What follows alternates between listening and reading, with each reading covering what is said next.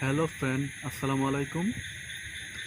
আজকে যে বাংলাদেশ আফগানিস্তান ম্যাচটি খেললো, প্রথম 10 ওভারে 87 রান করছে, ভালো করছে।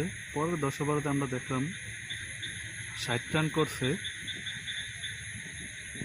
155 টার্গেট দিচ্ছে আফগানিস্তানকে, এখানে 20 থেকে 30 রান কম করছে। আমাদের শেষের 4 ওভার 16 থেকে 4 ওভার বাংলাদেশ ব্যাটিং করছে, একটা বাউন্ডারি মারতে পারেনি। জাকির আলী অনেক লাস্টে দেওয়া 2 ওভার খেললো, শেষের 2 বল 3 বল কোনো বাউন্ডারি মারতে পারেনি।